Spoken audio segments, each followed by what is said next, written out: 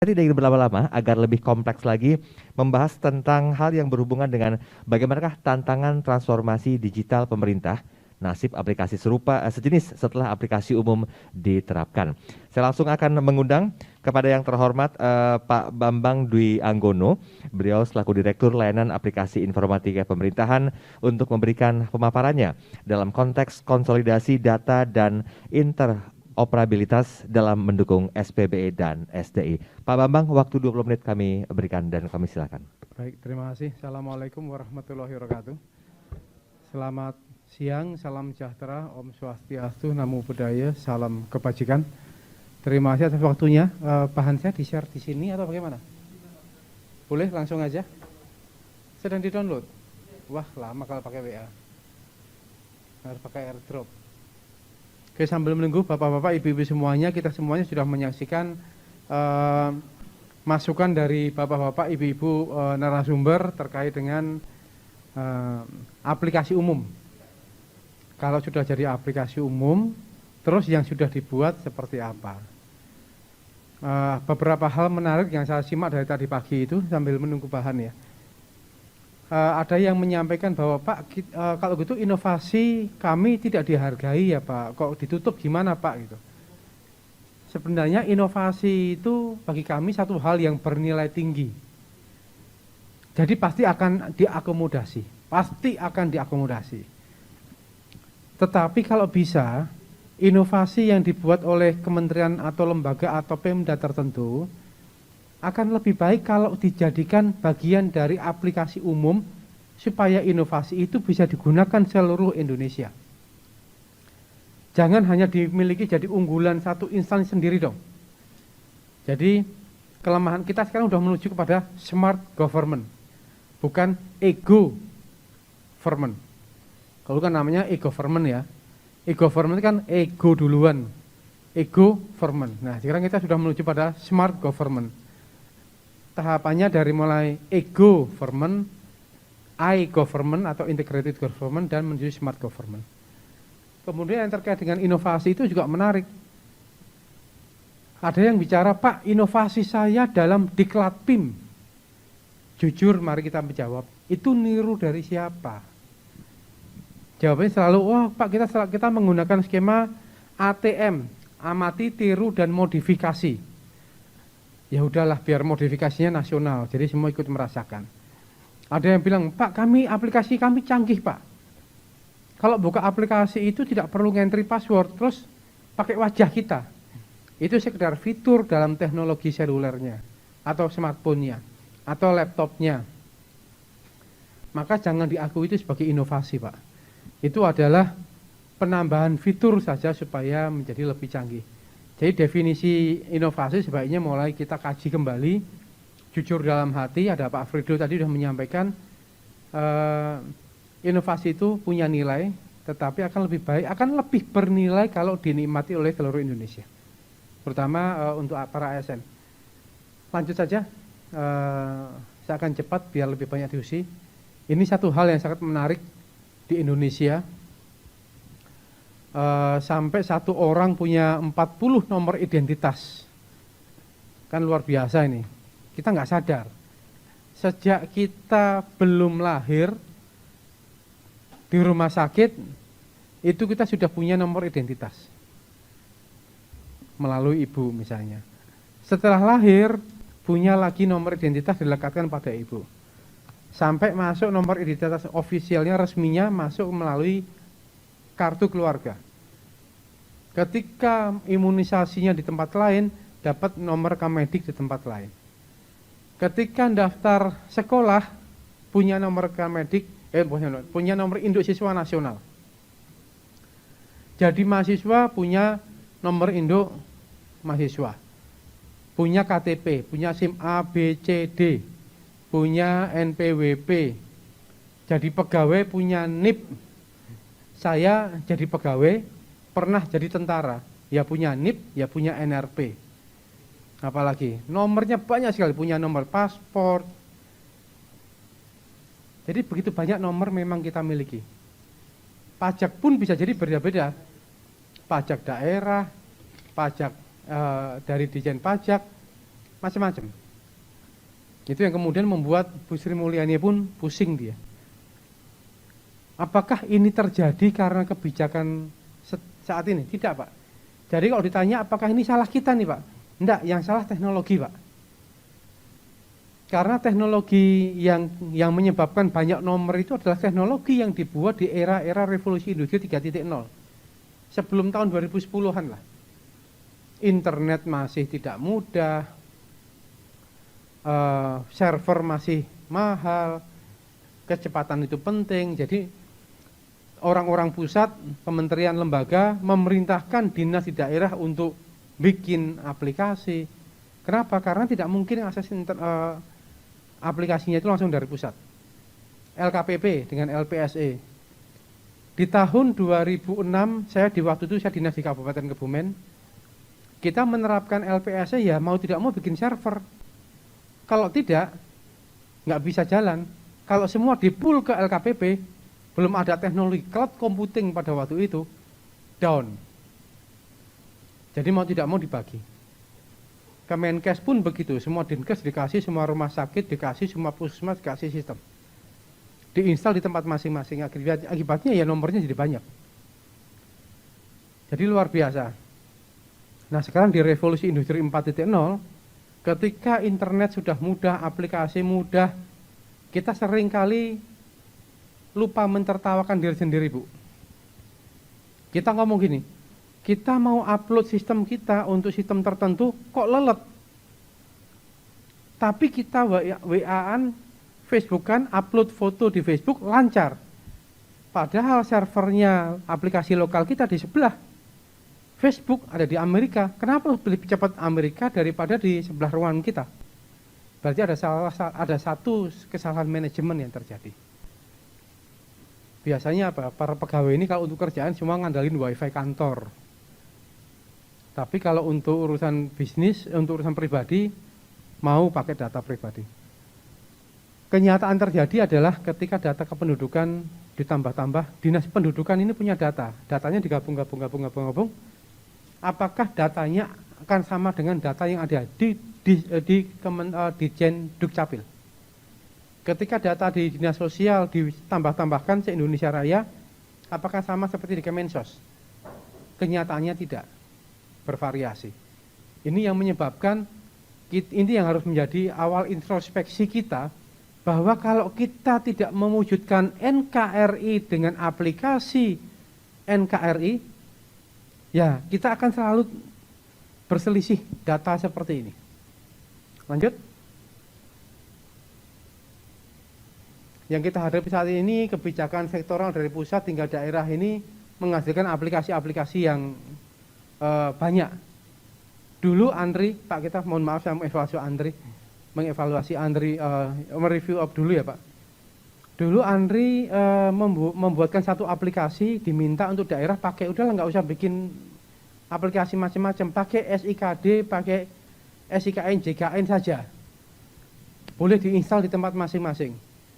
Ternyata ketika sampai di daerah Pak, saya dulu pengguna SIKD.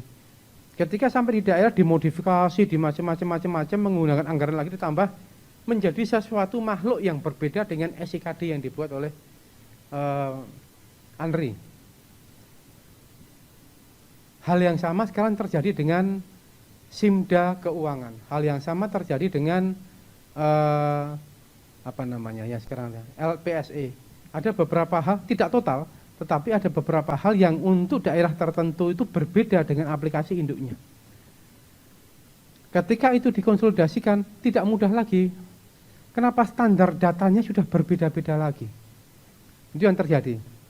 Kemudian banyak kementerian lembaga itu yang menjadikan data itu sebagai kekasih tercinta, overprotective terhadap data.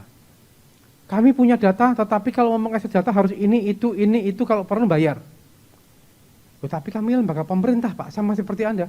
Oh ya nggak peduli, tetap harus ikuti. Jadi itu yang menyebabkan data kita tidak pernah bisa tunggal. Coba kita kasih Pak. Bapak-bapak, ibu-ibu, seharusnya yang bertanggung jawab terhadap data paling benar, data kependudukan kita siapa?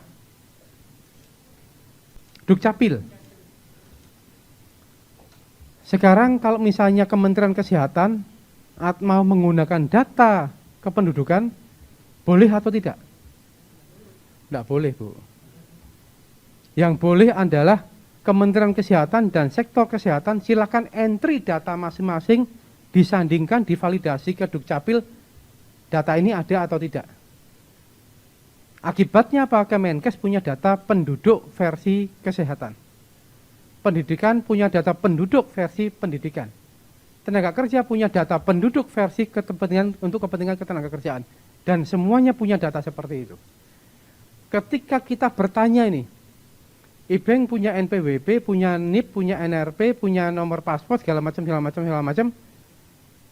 Apakah data saya itu bisa divalidasi, bisa dinyatakan benar dan paling benar itu oleh siapa? Oleh siapa, Bu? Apakah data saya benar menurut Dukcapil? Apakah juga benar menurut imigrasi? Apakah juga benar menurut pendidikan? Kalau di antara data itu ada selisih, ya namanya manusia, Bu, salah ketik. Yang paling benar, yang paling bisa memberikan keabsahan validitas data itu siapa? Siapa? Dukcapil. Tapi datanya ada di mana-mana, Bu. Jadi data banyak sekarang. Bapak-bapak, ibu-ibu, yang saya mau tanya lagi. Yang paling benar menyatakan jumlah kapal di Indonesia itu siapa?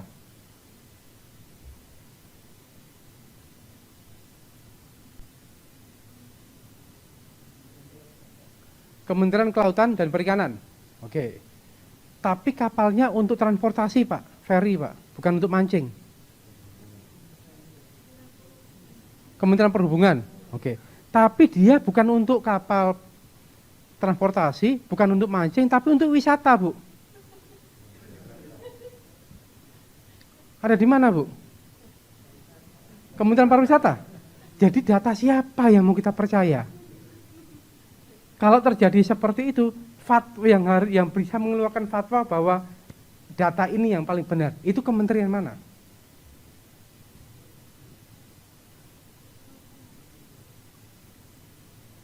KKP protes. Sama enggak data perhubungan dengan data KKP? Beda. Sama enggak dengan data pariwisata? Pak, saya enggak untuk mancing, Pak. Bukan untuk ngangkut orang, Pak. Bukan untuk ngangkut mobil, Pak.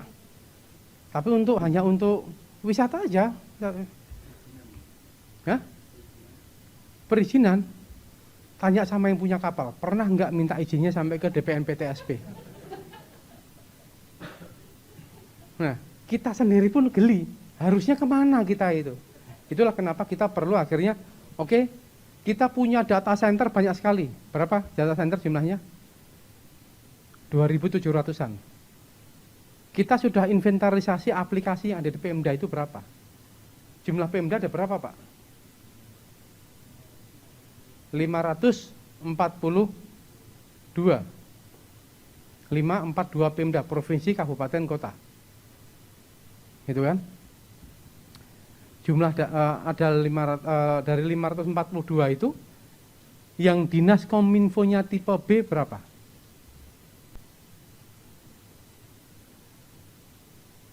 Tipe A dan tipe B itu kalau dihitung-hitung jumlahnya 75%.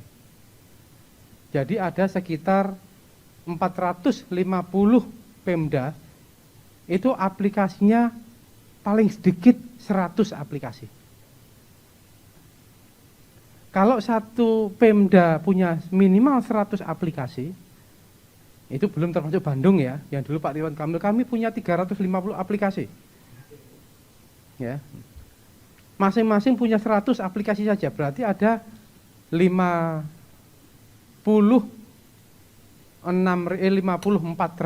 aplikasi. Ya Pak, benar nggak? Coba dihitung, salah saya. Jangan salah saya, atau malah 500.000 aplikasi, jangan banyak. Pokoknya banyak lah ya. Banyak sebenarnya. Gitu. Kenapa kok ngitungnya sesimpel itu Pak? Karena kami yang membentuk Dinas Kominfo. Makin banyak Dinas Kominfo itu punya mengelola aplikasi, makin tinggi tipenya. Jadi kalau Dinas Kominfo-nya tipe B, pasti punya minimal 100 aplikasi. Kalau tipe A, punya 150 aplikasi. Apa? Dinas Kominfo-nya tipe apa? Mojokerto?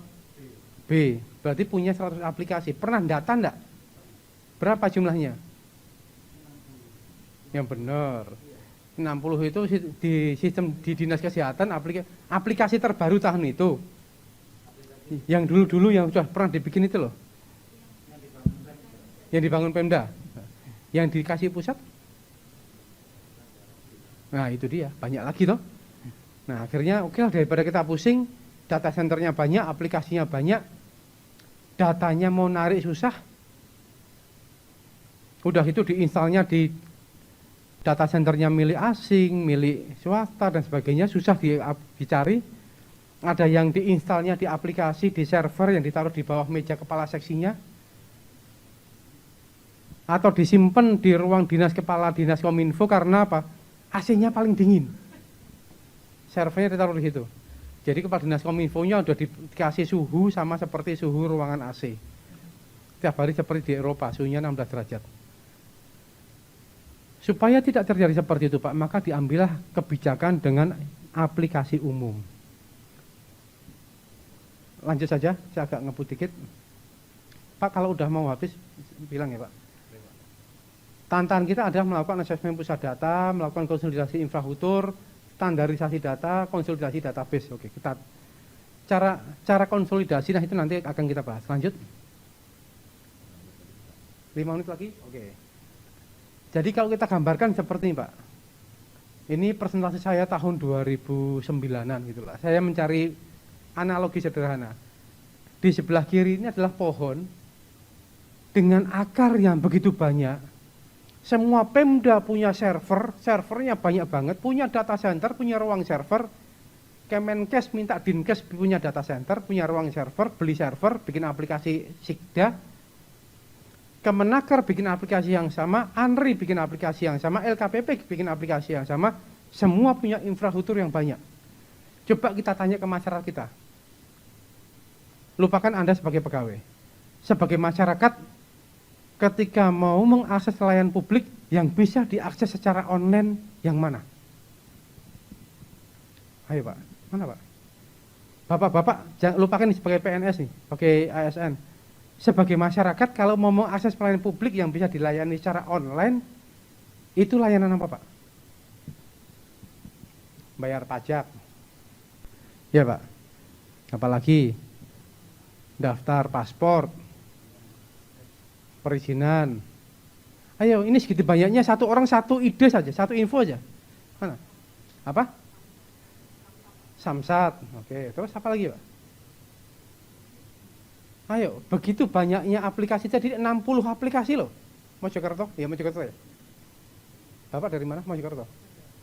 Ya, 60 aplikasi loh yang bisa diakses online oleh masyarakat, yang mana? Susah ya. Jadi begitu kayanya kita akan infrastruktur, kita punya tanaman, buah yang bisa dinikmati oleh rakyat kita, begitu sedikit. Akhirnya kita mengarah pada sisi yang paling kanan. Udahlah, kita tidak perlu tanah seluas itu untuk menghasilkan buah sebanyak ini. Data centernya nggak usah banyak-banyak lah. Cukup 1, 2, 5, 10 data center unit data center saja. Semua boleh pakai. Yang utama adalah buahnya. Tugasnya Kemenkes, tugasnya sektor kesehatan adalah menyehatkan warga. Tugasnya sektor pendidikan adalah mencerdaskan warga. Jangan disuruh ngurusin IT. Iya kalau punya ilmunya, kalau tidak. Saya dulu waktu di Kebumen, teman-teman Dinkes itu legowo Pak. Mereka bilang gini, Pak Ipeng, saya itu dokter. Kalau suruh nyuntik sambil merem aja kena itu. Sehat. Tapi kalau suruh ngerawat server, KO kami. Kami nggak punya ilmunya. Kalau pakai suruh buka website, jagoan. Pakai aplikasi oke, tapi ngelola data center, ngelola aplikasi, ngelola database, Bukan tugas kami, tugasnya Dinas Kominfo. Jadi kami dulu ke Kebumen kita kompak. Lanjut. Oke, ini gambarnya tambah rumit ya. Nanti dijelaskan. Semestinya ini saya kalau jelasin itu 10 slide mestinya perlu waktu sekitar 3 sampai 4 jam. Karena cerewet, pintar ngomong. Seneng ngomong. Lanjut. Saya akan langsung aja untuk poin. Masalah data, katanya data sebagai new oil. Semua mengaku punya data, tetapi ketika dicari datanya nggak paham. Mojokerto katanya sebagai pemerintah daerah punya data. Pernah nggak didefinisikan data yang diakui oleh Mojokerto adalah data ini. Sektor kesehatan datanya ini. Sektor pendidikan adalah ini. Sektor tenaga kerja adalah ini. Pernah nggak Mojokerto? Andri sudah nggak pernah punya peraturan kepala Andri tentang data Andri itu ini loh? Belum ada. Padahal kita punya undang-undang keterbukaan informasi publik. Kita punya undang-undang ITE dan kita punya Perpres 1 Data Indonesia. Harusnya itu sudah mulai mengarah ke sana. Pemerintah harus berani menetapkan data kami itu ini. Data pemerintah itu ini. Kemudian kita belum punya standarisasi data, datanya juga perlindungan datanya juga kemana-mana. Single source of truth masih cerita saja, masih jargon. Banyak yang meragukan validitas data pemerintah. Data bansos saja kita masih nggak yakin ini yang benar yang mana ini. Malah ada, Pak, saya ini Pak sampai hari ini itu setiap bulan mendapatkan pulsa subsidi pendidikan. Jadi usia saya 51 tahun, sepertinya yang ngantir data keliru menjadi 15 tahun. Ya, jadi saya juga mau komplain mau gimana, udah masuk, udah dengan kesibukan nggak bisa lagi. Kemudian kita masih banyak menggunakan data untuk kepentingan operasional, transaksi, bukan untuk analitik. Lanjut. Oke, lanjut saja. Ini single source of truth. Saya akan coba untuk ke ini. Jadi dari banyaknya server, data center, banyaknya aplikasi, kita bergeser menjadi kurang lebih 50 sampai 100 aplikasi saja. Jadi dibikin super apps. Lanjut. Kita lakukan data existing di, back sedikit.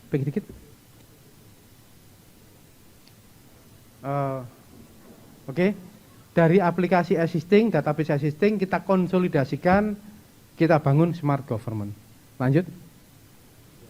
Selanjutnya, kita bikin 2 aplikasi saja. Ini ada di pasal 42 Perpres SPBE. Di dalam Perpres itu sebenarnya sudah dinyatakan pemerintah itu niatnya pengen punya 2 super apps. 1 super apps untuk pelayanan publik, 1 super apps untuk administrasi pemerintahan. Saya tanya ke bapak-bapak, ibu-ibu. URL-nya untuk daftar paspor secara online itu apa? Hah? Imigrasi Go ID. Yakin buka coba. Nanti pastikan banyak klik-kliknya lagi. Tanya Mbah Google paling gampang. Oke, sekarang kalau mau saya sebagai pengusaha mau ikut tender di Mojokerto, situsnya apa? lpsc.mojokertocap.go.id, itu ya. Kalau saya mau ngurus BPJS, situsnya apa? Kita yang orang pemerintahan aja kadang-kadang lupa nih, apa ya gitu. Masyarakat kita gimana? Nah, akhirnya apa? Terbayang nggak oleh kita kalau kita bisa membuat aplikasi seperti Gojek gitu loh. Download di Play Store, di App Store 1 aplikasi, di dalamnya ada naik mobil, mau belanja, mau ngirim online, mau apa, tinggal pencet. Masyarakat cukup mendownload paling banyak 2 aplikasi saja. Di dalamnya macam-macam. Itulah government super app. Pelayanan publik dan administrasi pemerintahan. Lanjut. Untuk menuju ke sini, itu perlu kerjasama. Aplikasi umum. Sekarang kalau aplikasinya masih sendiri-sendiri, teman-teman dari Andri itu mau mengumpulkan arsip itu caranya gimana? Interoperabilitas yang bisa sopo. Perlu berapa banyak uang kita keluarkan untuk interoperabilitas untuk 27.400 aplikasi. Kalau 1 aplikasi saja perlu uang sekitar 100 sampai 200 juta untuk interoperabilitas, tinggal dikalikan tadi itu 27.400, nilainya berapa triliun. Tapi kalau dibuatkan satu aplikasi saja, 100 aplikasi, setiap aplikasi nilainya 1 miliar misalnya. Kita hanya perlu uang 100 miliar untuk mengintegrasikan negeri ini. Kembali semua ke hati kita masing-masing. Lanjut.